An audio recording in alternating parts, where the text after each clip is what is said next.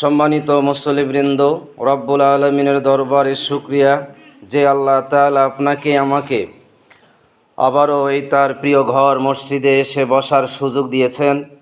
আমাদের সাপ্তাহিক দিবস অর্থাৎ আমাদের সর্বসাধারণ মধ্যবিত্ত গরিব শ্রেণীর মানুষদের জন্য আজকের এই ঈদের দিনে, গুনাহ মাফের দিনে আল্লাহ পাক আমাদের এখানে মসজিদে এসে জুমার মুসল্লি হিসাবে সুযোগ দিলেন আমাদেরকে।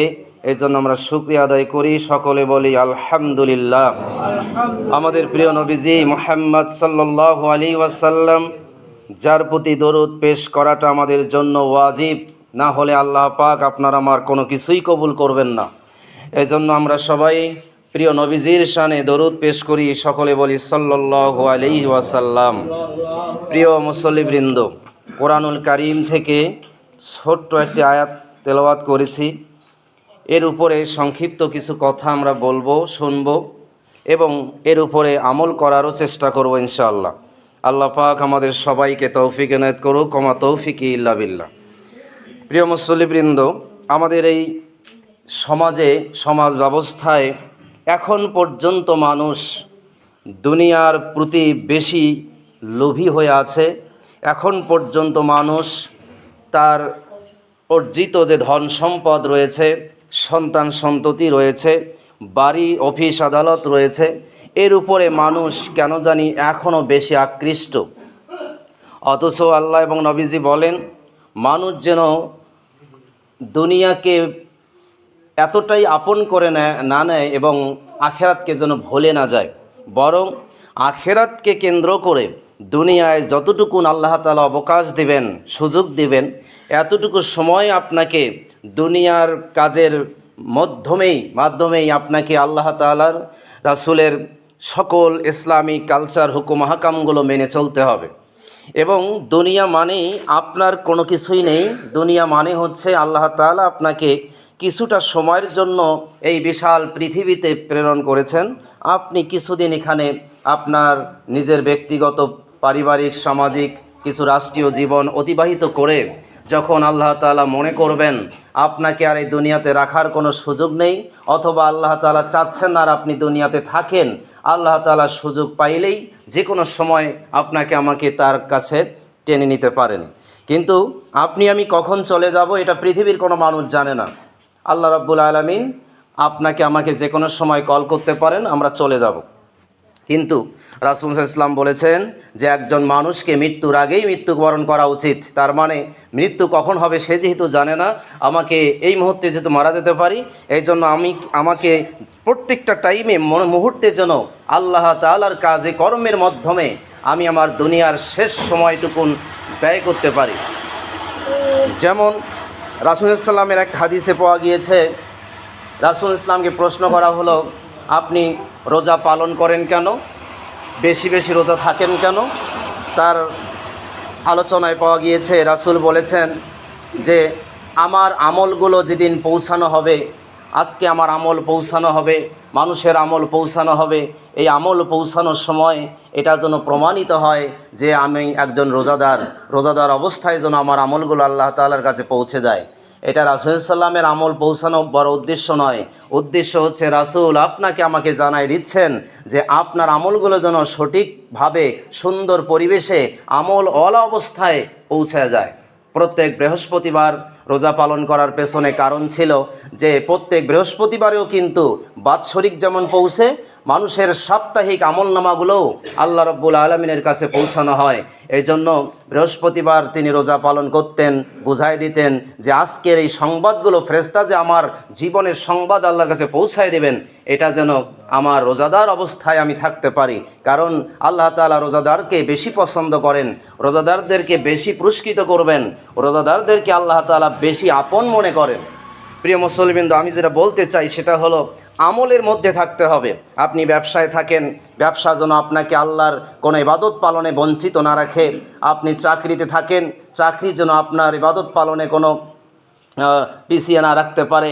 আপনি জমি জিরাত যা আবাদ সুবাদ করেন, এই জমিতে গেছেন, আজানের ডাক যেন আপনার কর্ণকুহরে পৌঁছার সাথে সাথে এই জমি যেন আপনাকে আকৃষ্ট করে ওখানে আটকায় রাখতে না পারে, আজান শোনা মাত্রই মসজিদমুখী যেন হতে পারে, এমন হৃদয় আপনাকে তৈরি করতে হবে।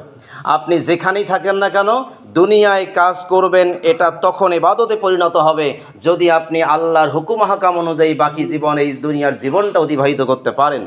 প্রিয় মুসলিমবৃন্দ, আমাদের সময় খুবই সন্নিকটে এবং আমরা প্রথম সারির মানুষ নই।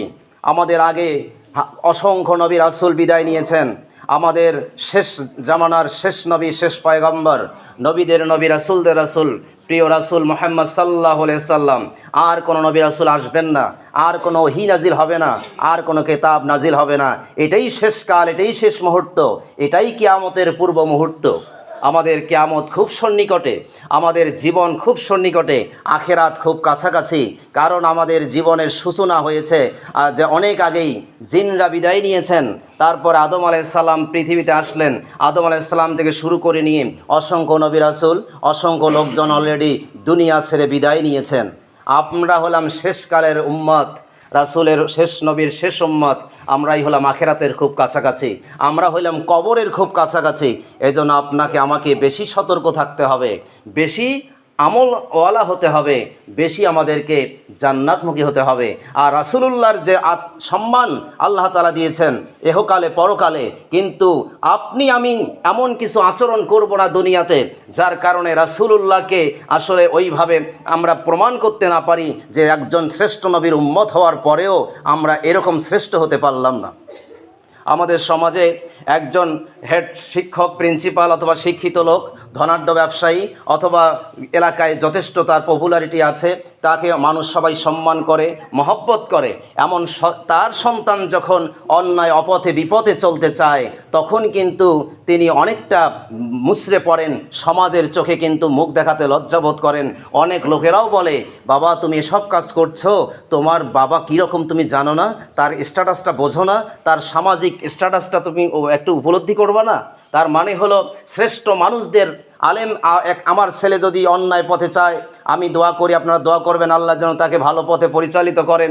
কোনো কারণে যদি বিপদগামী হয়ে যায়, সঙ্গদোষে লোহাবাসে, এমন কারণে যদি শয়তানের ওয়াসওয়াসায় নষ্ট হয়ে যায়, আপনারাই তো বলবেন হুজুরের ছেলের এই বেহাল অবস্থা, মুখ লজ্জায় যেমন আমি চলতে পারবো না, ওরও অবস্থা খারাপ হবে। আমরা হলাম নবীদের নবী যিনি, নবীদের নবী যিনি ইমামুল মুরসালিন রাহমাতুল লিল আলামিন, আল্লাহ তাআলার সবচাইতে কাছের মানুষ, কাছের প্রিয় রাসূল, তার উম্মত হওয়ার পরে যদি আপনার আচরণ আমার আচরণ যদি এরকম হয়ে যায়, আমরাই যদি এরকম খারাপ কাজের সাথে জড়িয়ে পড়ি, তাহলে আল্লাহর রাসূল কি করবেন? আপনার আমার জন্য আল্লাহর দরবারে কিভাবে সুপারিশটা করবেন? একজন নগণ্য ব্যক্তির জন্য সুপারিশ করতে কেমন লাগে? একজন ভালো মানুষের জন্য সুপারিশ করতে নিজের মধ্যে প্রাউড ফিল হয়, একটা ভালো লাগা কাজ করে। একটা ভালো মানুষের জন্য সুপারিশ নিয়ে গেলে আরও বেশি ভালো লাগা কাজ করে। একটা নগণ্য খারাপ মানুষের জন্য, চরিত্রহীন মানুষদের জন্য সুপারিশ করাটা যেমন লজ্জার, রাসূল ইসলাম শাফাতের কান্ডারি, তিনি আপনার আমার শাফাত করবেন, কিন্তু সে সুযোগটাও তো আল্লাহ রাসূলকে আমাদেরকে সাহায্য সহযোগিতা বলতে, আমাদের আমল আখলাকে তাকে প্রমাণ করে দিতে হবে। হে রাসূল, আপনি যেমন শ্রেষ্ঠ, আপনার উম্মত হিসাবে আমলিয়াতের দৃষ্টিতেও আমিও শ্রেষ্ঠত্ব অর্জন করার চেষ্টা করেছি। আল্লাহ তাআলা বলেছেন, লাকাদ খলাকনাল ইনসানা ফি আহসানি তাকওয়িম, আমি মানুষকে সর্বশ্রেষ্ঠভাবে বানিয়েছি, এটা যেন আল্লাহ তাআলার কাছেও প্রমাণ করতে পারি। আপনি তো প্রমাণ করার জন্য, পরীক্ষা দেওয়ার জন্য দুনিয়াতে এসেছেন। আল্লাহ বলেছেন আমি মানুষকে পরীক্ষা করার জন্যই দুনিয়াতে প্রেরণ করেছি, এটা আপনাকে প্রমাণ করে দিতে হবে। আপনি যখন একটা সন্তানকে ইউনিভার্সিটিতে পাঠান, আপনি যখন ভালো পড়াশোনার জন্য বাহিরে পাঠান, আপনি তো বলেন যে টাকা পয়সা ব্যয় করলাম, দূরে পাঠালাম, আদর স্নেহতে বঞ্চিত করলাম, তুমি দেখায়া দাও, তুমি সফল হয়ে বুঝায়া দাও, তুমি ডাক্তার হয়ে আসো, ইঞ্জিনিয়ার হয়ে আসো, তুমি একজন ভালো রেজাল্ট নিয়ে ভালো একজন মুখ উজ্জ্বল করে আসো, এটা সবাই আশা করে। আল্লাহ রাব্বুল আলামিন ফেরেশতাদের কাছে অহংকার করে বলেছেন, এই ফেরেশতার দল, তোমরা যা জানো না এটা বুঝতে পারো না, আমি যা জানি তোমরা তা জানো না। আমি আমার এই সৃষ্টিকে সৃষ্টি করবই, আদমকে সৃষ্টি করবই, খলিফা দুনিয়াতে পাঠাবই, তোমাদের কোনো কথাই আমি শুনবো না। আল্লাহ তাআলা জিদ করে তার সফলতা তিনি প্রকাশ করেছেন, স্বপ্ন বাস্তবায়ন করেছেন দুনিয়াতে। কিন্তু দুনিয়ায় আসার পর যদি আমরা গাদ্দারি করি, সেই রবকে সেজদা না দিয়ে যদি আমরা এই মাথা উঁচু করে আত্মহংকার করে রাস্তায় চলাচল করি, শয়তানের ওয়াসওয়াসে যদি চলি, যে শয়তানকে আল্লাহ তাআলা লানত করেছেন, লানাতুল্লাহি আলা ইবলিস, ইবলিসকে আল্লাহ লানত করেছেন, বিতাড়িত করেছেন, রাগান্বিত করে বলেছেন দূর হয়ে যাও, বের হয়ে যাও এখান থেকে, জাহান্নাম তোমার জন্য চিরকাল আমি স্থায়ী করে দিলাম। সেই শয়তানের বন্ধু হয়ে যাচ্ছি আমরা, সেই শয়তানের কথা মতো চলছি আমরা। অথচ যে রব আত্ম অহংকার করে গর্ব করে দুনিয়াতে বনি আদম পাঠালেন, সেই আল্লাহর কাছ থেকে আমরা অনেক দূরে। প্রিয় মুসলিমবৃন্দ, আসলে আমরা অনেক দূরে। এখনও দেখেন সমাজের অসংখ্য মানুষ এখনও তার জীবনে এই 5 জায়গার নামাজকে মালা বানাতে পারে নাই, 5 ওয়াক্ত নামাজকে এখনও প্রতিষ্ঠা করতে পারে নাই। এই তো 1 মাসের ব্যবধানে কিংবা কয়েকদিনের ব্যবধানে হয়তো রমজান আমাদের মাঝে চলে আসবে। এই রোজা এতই নিয়ামতপূর্ণ একটি রোজা আল্লাহ তাআলা দেবেন, অথচ দেখবেন শত শত মানুষ এই গ্রামে আমার সামনেই দেখবেন একেবারে তার এই বিশাল দেহবডি নিয়ে খাইতে খাইতে চলবে, নিজেকে কখনোই ইতস্তত বোধ করে না, কবরের ভয় তার অন্তরে ধরে না, আখেরাতের চিন্তাও তার অন্তরে ধরে না। প্রিয় মুসলিমবৃন্দ, আপনি আমি টিকে আছি শুধুমাত্র আল্লাহর নবীর উম্মত হওয়ার কারণে। আপনি আমি টিকে আছি আপনার আশেপাশে মসজিদ থাকার কারণে। আপনি আমি টিকে আছি আপনার আশেপাশে আলেম ওলামা থাকার কারণে। আপনি আমি টিকে আছি এই সমাজে শান্তিপ্রিয়ভাবে। আল্লাহর আযাব থেকে বঞ্চিত হচ্ছি শুধুমাত্র আল্লাহ তাআলার কিছু কিছু প্রিয় বান্দা, আল্লাহ তাআলার কিছু কিছু প্রিয় ঘর, আল্লাহ তাআলার কিছু কিছু প্রিয় পরিবেশের কারণে। কিন্তু তা না হলে আল্লাহ তাআলা যুগে যুগে আগের নবীর উম্মতদেরকে যেভাবে মাটি চাপা দিয়ে মেরেছেন, ঘূর্ণিঝড় দিয়ে মেরেছেন, এবারও তিনি পারেন। আপনি মনে করেন আমরা খুব ভালো পথে চলছি? না, মানুষ অনেক অন্যায় করে, মানুষ অনেক আল্লাহ তাআলা নাফরমানি করে। আল্লাহ শুধুমাত্র এই যে অবিকল চোখ দিয়ে দেখছেন, অনবরত দেখছেন, তিনি চোখের পলক ফেলান না। আপনি কোথায় কি করছেন দেখতে দেখতে এমন হয়ে যায় এই সৃষ্টিকে আমি শ্রেষ্ঠত্ব দিয়েছি, এই সৃষ্টিকে আমি ফেরেশতাদের কাছে চ্যালেঞ্জ দিয়ে পাঠিয়েছি, এই সেই সৃষ্টি। আল্লাহ তাআলা আক্ষেপ করে বলেন তোমাদেরকে আমি আযাব দেব, তোমাকে আমি দুনিয়ায় ছেড়ে দিয়েছি। মানে ও মানুষ, এটা মনে করো না আমি তোমাকে ছেড়ে দিয়েছি, আমি তোমাকে শুধু ছাড় দিয়েছি মাত্র কিছুদিনের, কিছু ঘন্টার, কিছু বছরের। একদিন আমি তোমাকে কেড়ে নিব। আল্লাহ বলেছেন ইন্না বাতশা রাব্বিকা লাশাদীদ, নিঃসন্দেহে আল্লাহর শাস্তি, আল্লাহর ধরা মারাত্মক ধরা, এখান থেকে রেহাই পাওয়ার কোনো সুযোগ নেই। আমি শেষের দিকে আপনাদেরকে একটি ইতিহাস কয়েক মিনিটে জাগ্রত করে দিতে চাই। আপনারা সবাই জানেন বর্তমান যুগ ইন্টারনেটের যুগ, মিডিয়ার যুগ, পত্রিকার যুগ, খবর নিউজের যুগ, টেলিভিশনের যুগ। যেখানেই বসেন না কেন খবর শোনেন। এই যে পৃথিবীর মোড়লদারিত্ব করে যাচ্ছে, যারা পৃথিবীকে নিয়ন্ত্রণে আনার চেষ্টা করছে, যারা গোটা বিশ্বকে দাপিয়ে চালাতে চায়, বিশেষ করে মুসলিম জাতিকে নষ্ট করতে চায়, ধ্বংস করতে চায়, সেই মোড়ল আজকে হাউমাউ করে কাঁদছে, ডুকরে ডুকরে কাঁদছে। এই যে বিশাল আমেরিকা আজকে আর্তনাদ করছে, আপনারা খোঁজ খবর রাখেন না। এই আমেরিকার লোকেরা আজকে বলছে ও মুসলমানরা তুমি তোমার রবকে ডাকো, তোমার রব ছাড়া এটাকে নিভিয়ে দেওয়ার ক্ষমতা কেউ রাখে না। অনেক আলেম ওলামা, অনেক ইসলামিক লোকেরা ওখানে আজান দিচ্ছে, আল্লাহ তাআলার কাছে দোয়া করছে। আপনি কি মনে করেন ওটা কি মানুষ তৈরি করেছে? এটাই হলো আল্লাহর পক্ষ থেকে আসা, হলো বিআসাদ্দিল আযাব। আল্লাহ তাআলা যুগে যুগে লূত আলাইহিস সালামের সেই সমকালীন যুগের মানুষদেরকে সমকামিতার কারণে যেভাবে মাটি চাপা দিয়ে মেরেছেন, যেভাবে ওখানে ডেড সি বানাই দিয়েছেন, যেভাবে ওই সামুদ জাতিকে আল্লাহ তাআলা ঘূর্ণিঝড় দিয়ে, আইলা নার্গিস দিয়ে, মহামারী দিয়ে নষ্ট করেছেন, আজও করবেন, কিয়ামত পর্যন্ত করতেই থাকবেন। আপনারা জানেন আমেরিকার একটি একটি ডিমান্ডেবল এলাকার নাম হলো লস অ্যাঞ্জেলস। বিশাল কোটি কোটি মিলিয়ন পতিরা সেখানে অবস্থান করে। আজকে প্রত্যেকটা ব্যক্তি হয়েছে পথের ফকির, একটা কানাকড়িও তাদের হাতে নেই। ব্যাংক যা ছিল সবে শেষ, স্থাবর অস্থাবর সকল সম্পত্তি শেষ। বিশাল এলাকা, মাইলের পর মাইল তছনছ হয়ে যাচ্ছে। ওখানে প্রমাণ করে দেখা গেল আকাশের মাটির উপরের আগুনগুলো নিভে গেছে, কিন্তু মাটির নিচ দিয়ে আগুন প্রবাহিত হচ্ছে। এটা প্রমাণ করা হয়েছে যে ঘাসগুলো শুকায় গেছিল, মাটির নিচ দিয়ে যে শিকড় চলে গিয়েছে, যে ঘাস, সেই শিকড়ে যাচ্ছে সেই আগুন, এবং লু হাওয়া, গরম হাওয়া প্রবাহিত হচ্ছে।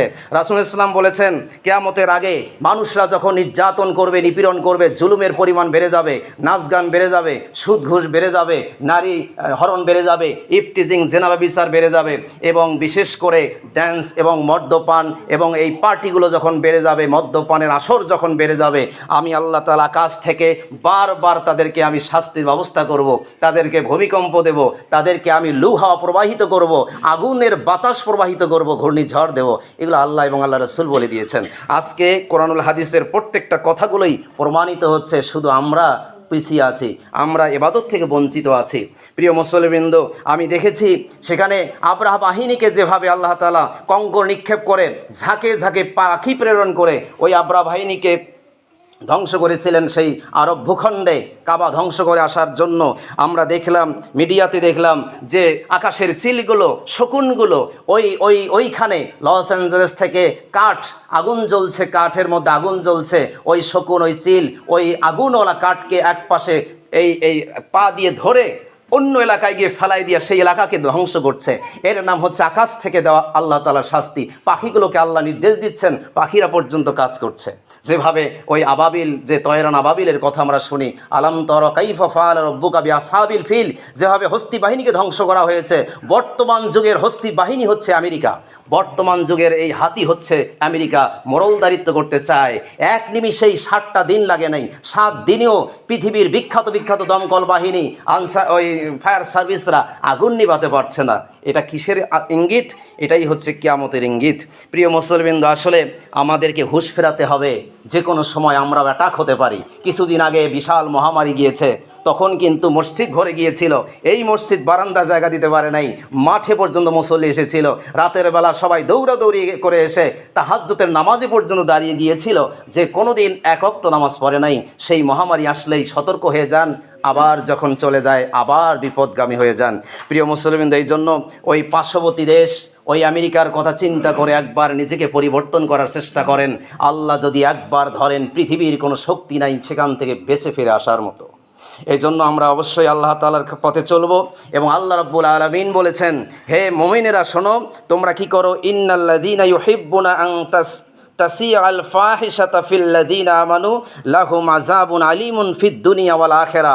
এই দুনিয়া যদি অশ্লীলতা বেড়ে যায়, ফাহেশাতা বেড়ে যায়, যদি চকলখুরি, বদমাইশি, এই যে যতগুলো অন্যায়, অবিচার, অনাচার, বেবিচার, ইফটিজিং, এই যে আইল ঠেলাঠেলি, এই যে বাড়ি ভাঙ্গাভাঙ্গি, এই যে সবল হয়ে দুর্বলদের প্রতি নির্যাতন নিপীড়ন, ধনী হয়ে গরিবদের প্রতি নির্যাতন নিপীড়ন, সমাজের মোড়ল হয়ে ওই অধীনস্থ কিছু দুর্বল মানুষদের প্রতি যে নির্যাতন নিপীড়ন চালাও, তোমার রব আকাশ থেকে সব কিছু দেখছেন, তিনি ধরবেন, এমন ধরা ধরবেন। আল্লাহ বলছেন যে আযাবুন আলিম, এমন যন্ত্রণাদায়ক শাস্তি তোমাদেরকে আমি দেব, ফিদ দুনিয়া ওয়াল আখিরা, আখিরা এবং দুনিয়ায়।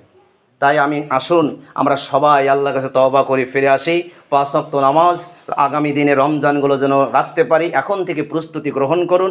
মুসল্লি, কমিটি, মসজিদ, এলাকাবাসী সবাই প্রস্তুতি গ্রহণ করুন। আমরা নতুন উদ্যমে, নতুন আমেজে তারাবি থেকে শুরু করে, তারাবি যেন এখানে গমগমা পরিবেশ তৈরি হয়। প্রত্যেক মুসল্লি যেন এলাকার লোক আসবেন, রাতের বেলা তো কোনো কাজকর্ম নেই, সবাই আসবেন, পুরা মসজিদ ভরে যাবে, তেলাওয়াতে বিমোহিত হয়ে উঠবে। কোরআনের তেলাওয়াতের সুর শুনে মুসল্লিরা আরও আকৃষ্ট হবে। এটাই তো হওয়া উচিত। কিন্তু একটা কাতার হয়, বাকি মসজিদ হাহা করে আল্লাহর কাছে কান্নাকাটি করে, মুসল্লি নাই। আশ্চর্য ঘটনা। আপনার পেটের ভেতরে ক্ষুধা লাগলে আপনি দাউ দাউ করে জ্বলেন, দৌড়াদৌড়ি করেন, এই মসজিদের খোরাক না মিটাতে পারলে এলাকাবাসী মারাত্মক ক্ষতিগ্রস্ত হবেন। এই এলাকার আল্লাহর পক্ষ থেকে শাস্তি অবধারিত হতে পারে। আমি অনুরোধ করব, একজন এলাকাবাসীর খাদেম হিসেবে অবশ্যই মসজিদকে অল টাইম আপনার পরিপূর্ণ করার চেষ্টা করবেন। আল্লাহ পাক আমাদের সবাইকে